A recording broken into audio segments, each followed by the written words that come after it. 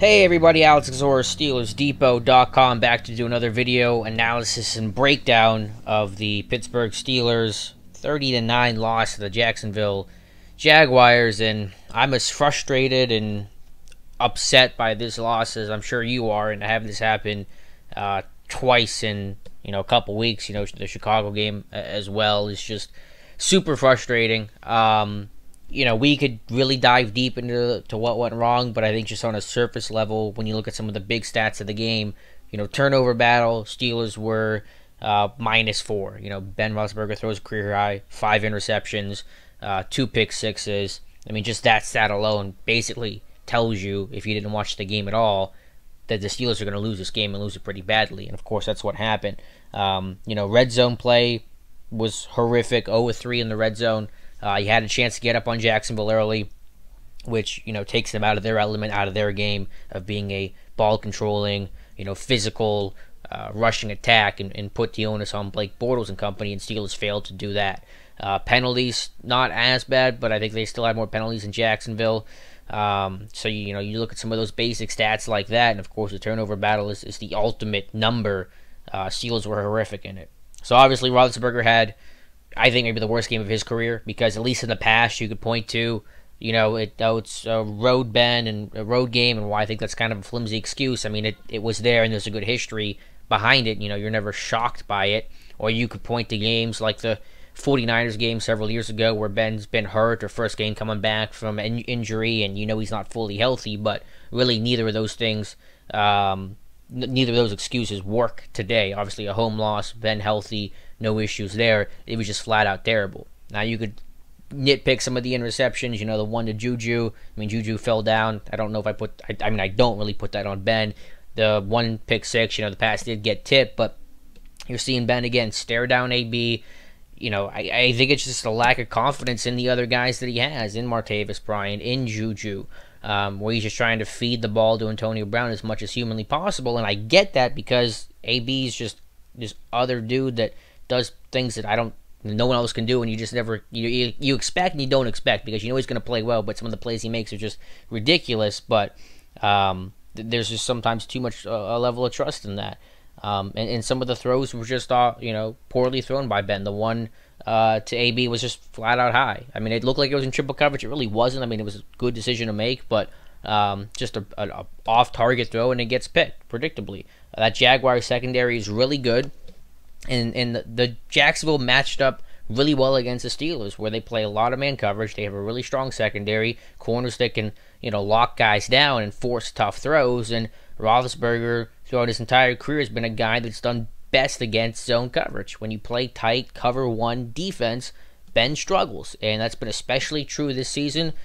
We've had some guys at Depot look at the numbers and do a really good job of breaking things down. And I think Ben was completing 52% of his passes against cover one this season. And, I'm sure that number is only going to decrease after today. That is Ben's weakness. It's very clear to see, and I don't know how you fix it. I don't know how you fix it at this stage of his career, at this stage of the season. So it all starts, with him, of course.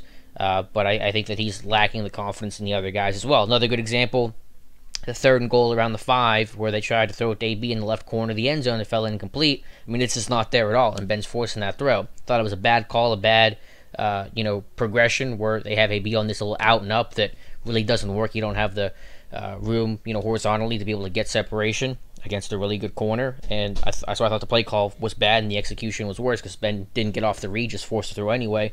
Cost the team a touchdown. The run game, yes, they needed to run the football more. Everyone knows the numbers of how bad Jacksonville's run D was and how good their pass D was. I guess the one caveat I would kind of put in there is I thought they did a lot of the kind of elongated run game. There was a substitute where it's some of the screens to the receivers, tight end screen, running back screen. Bell did get involved in his game plan pretty heavily today. While the carries don't look great, I mean, he caught 10 passes, which ties a career high for him. But yeah, I mean, there are certainly times where they got to run the football more. A lot of that's on Todd Haley. Some of that's on Ben as well. He has freedom to check out some of those calls, and I'm sure that they happened today. They had the time of possession battle won, the Steelers did. Part of that was just giving the football back so quickly off those pick sixes. But yeah, they got off to a pretty unbalanced start. Even when the game was close, at one point I think they had thrown the football 32 times and run it 15.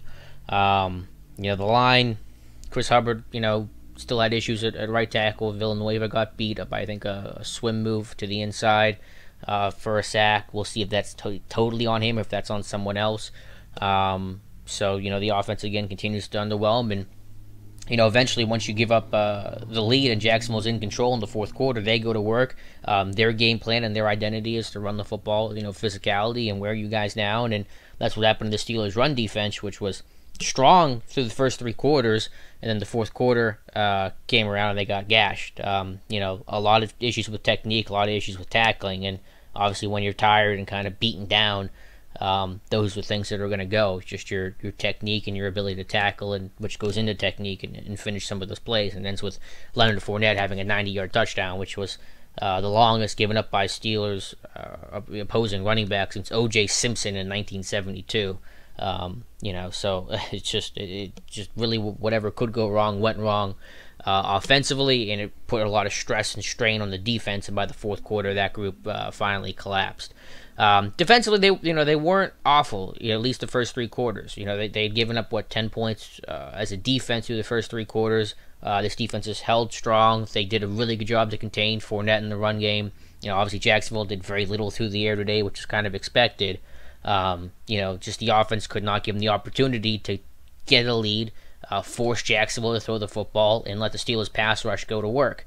So when you really don't get much of a output by T.J. Watt and Bud Dupree and Javon Hargrave and guys like that, when the Jaguars have no reason, no incentive to throw the football. So the whole game plan today and the result of the game, the way it unfolded, really played into the Jacksonville's hands, where they were able to stick around throughout most of the game and eventually get a lead and just be able to run the football with some really long drives to wear Pittsburgh down and eventually gash them for some big runs late in the game to finish things off. So if you're Jacksonville, you couldn't have asked for this game to go any better at all today, and the Steelers keep kicking themselves in the foot.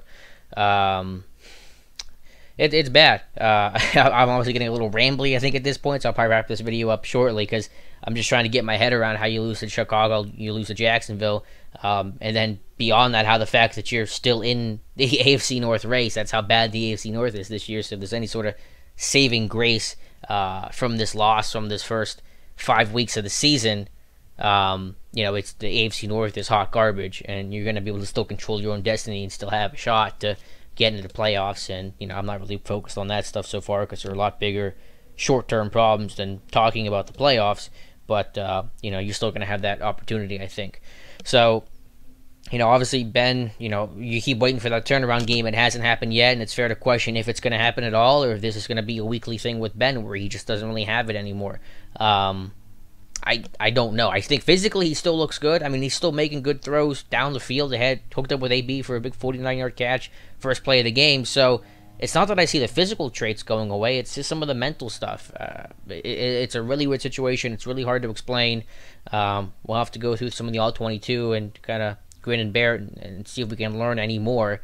But yeah, this offense and this team's not going to go anywhere unless Ben turns around. So that's where it starts. And if he can turn things around, then this can still be a competitive team. But of course, if that does not happen, and right now it doesn't look good that that's going to happen, then this team really doesn't have much of a chance to do anything that it aspires to do.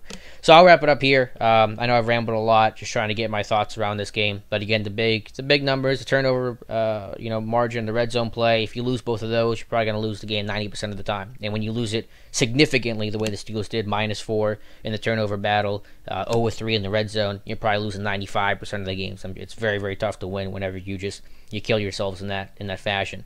So let me know your guys' thoughts. I know it's a lot of frustration, a lot of anger. I'm upset too. It's not all on one guy. It's not completely 100% on Ben. It's not completely 100% on Haley or, any particular guy. There's going to be a little bit of nuance there, but I understand, after a bad loss like this, coming off the bad Chicago loss, I think the time for nuance is going to be it's going to take a couple days to start having that conversation. So feel free to vent, get your frustration out in the comment section on Steelers Depot, on YouTube, Twitter, whatever. I might not respond to it because I understand there's frustration there, and I'm not sure we can have a productive conversation if you're just truly venting it out there. But I feel your pain, and I don't excuse any of these guys. Haley's got to get better. Ben's got to get better. The line's got to get better. You know, Brian and Juju and all them have to play at a higher level. There's no question about that. So I don't think for a second that I'm excusing any one guy just because I talk about for a moment somebody else. Because I talk about Haley doesn't mean I'm excusing Ben and vice versa. So just something to keep in mind, you know, when you guys are venting and giving your thoughts in the comments below. So I always like to go through these games, though, in one sense, and rewatch them and kind of have a better understanding of what happened. For me, it's cathartic. Hopefully, you feel the same way. And, of course, throughout the week, Steelers Depot will be breaking down this loss and getting you ready for Kansas City, where the Steelers will, of course, have a very tough task. So follow myself, Dave Bryan, Matthew Marksy, Josh Carney, our whole cast and crew will get you through this game and take it to Kansas City. So thanks, guys, for listening, and we'll talk to you soon.